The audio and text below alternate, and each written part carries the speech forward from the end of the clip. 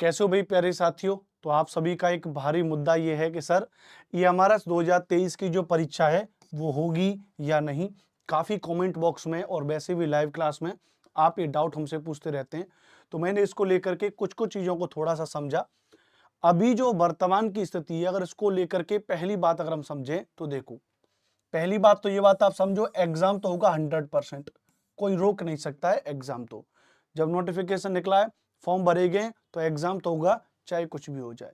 कहानी को इस तरीके से समझते हैं कि ईएमआरएस की वेबसाइट पर आपने देखा था कि एक करेक्शन विंडो के लिए एक साइन आ रहा था कि करेक्शन विंडो होगी जिनकी कोई गलतियां हुई हैं।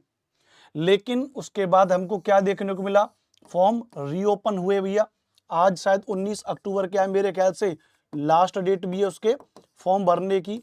तो अगर फॉर्म रीओपन हुआ है, इसका मतलब कि सरकार इस चीज के पक्ष में है कि जो भी विद्यार्थी किसी कारणवश फॉर्म नहीं भर पाए वो भी फॉर्म भर लें। क्योंकि जब फॉर्म की जो लास्ट डेट थी, उस फॉर्म की लास्ट डेट से पहले 2-4 दिन पहले ही उत्तराखंड यूके हाई कोर्ट के द्वारा उस पर क्या लगा दिया गया था, रोक लगा दिया गया था। तो अब वो रोक हट गई है, तो लास्ट डेट को भी इंक्रीज कर दिया। तो ऐसा नहीं है कि परीक्षा को कराने के लिए गवर्नमेंट चाहती नहीं है। और वैसे भी आपको पता है 2024 में चुनाव है, और 2024 में चुनाव है भैया, हमारे यहाँ आधी से ज्यादा चीजें तो चुनाव पर निर्धारित हैं। तो चुनाव अगर होगा तो भर्ती को ये लोग जरूर कराएंगे। अब समझते ही हैं कि आखिरकार सर मसला क्या है, मुद्दा है क्या, इसमें इतनी दिक्कत क्यों। आप सबको जानकारी है, मैं बस आपको एक बार रिकॉल करा रहा हूं। मुद्दा एक छोटा सा यही है, सेंट्रल वर्सेस स्टेट। कौन कराएगा ये हमारा इसकी परीक्षा को लेकर के। जो उत्तराखंड हाई कोर्ट में जो स्टे लगाया गया था, वो कॉन्ट्रेक्चुअल जो टीचर थे उन्होंने लगाया था कि भैया स्टेट सेंट्रल जो है इसको लेकर के नियम क्यों बना रही, तो स्टेट अथॉरिटी के अंतर्गत आएगा। उस बात को लेकर उत्तराखंड हाई कोर्ट ने स्टे को जो है लगा दिया था, बाद में हालांकि उसको हटा दिया गया। और अब जो स्टे जो हट गई है, उसकी जो अगली सुनवाई कब की दे दी गई है, मेरे ख्याल से शायद तिथि सही है तो देख लेना, 12 जनवरी 2024 ये क्या है, अब उसकी अगली सुनवाई के लिए दे दी गई है। तो इस बीच में चल क्या रहा है, अब इस बीच में चल रहा है वही मुद्दा, यही कि एग्जाम कब होगा। भाई इससे पहले ये मामला हो गया, फॉर्म रीओपन हो गया, करेक्शन विंडो आने वाली थी, उसकी जगह फॉर्म रीओपन हुआ है। तो इसका मतलब सरकार पेपर कराने में पक्षधर है। अनुपम सर आप भी करें, एग्जाम तो होगा, आप भी इस बात को मान रहे हैं कि एग्जाम होगा। तो होगा तो कब होगा, मसला क्या है, केंद्र और राज्य का। अब देखो, हर एक परीक्षा को कराने का अपना एक डेकोरम होता है, ऐसा नहीं कि भाई तत्काल चीजों को करा दिया जाए। हालांकि कई जगह ऐसा देखने को मिला है कि उन्होंने एक शॉर्ट नोटिस पर परीक्षा ले ली, लेकिन फिर भी आप मान के चलो एक डेकोरम को अगर समझें, जैसे लास्ट डेट क्या है, आज 19 अक्टूबर इसकी लास्ट डेट है फॉर्म की। अब जो ओल्ड डेटा था, जो न्यू डेटा है, कुछ लोगों ने फॉर्म भरा, कुछ लोगों ने ओल्ड डेटा, ये रहा। और तो इसको लेकर के भी तो क्या चाहिए, टाइम चाहिए इन सब चीजों को देखने के लिए। हो सकता है कि भैया दोबारा से अगर वो लोग करेक्शन विंडो को भी अगर अपना ऑन करना चाहें, तो करेक्शन विंडो के लिए भी शायद उसके लिए अगर टाइम दिया जाए। तो अक्टूबर का तो पूरा, अक्टूबर में कितना बचा है, 10 दिन तो अक्टूबर में बचे, 10 डेज, उसमें भी आप सैटरडे संडे को तो वैसे हटा दीजिए, वर्किंग डेज नहीं है।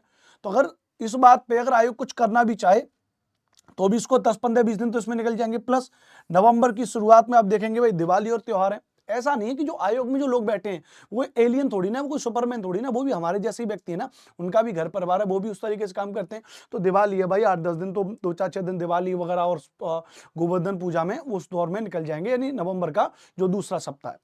तो अक्टूबर के लास्ट सप्ताह, नवंबर के पहले सप्ताह में तो भाई आपका ये आंकड़ा तैयार होगा। ये मेरा अपना अनुभव है, उसके आधार पर मैं कह रहा हूं।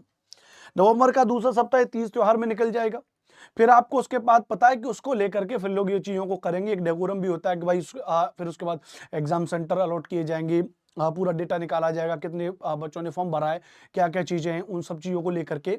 और एक मुद्दा और हो सकता है कि इसमें एक सुनवाई और आ जाए।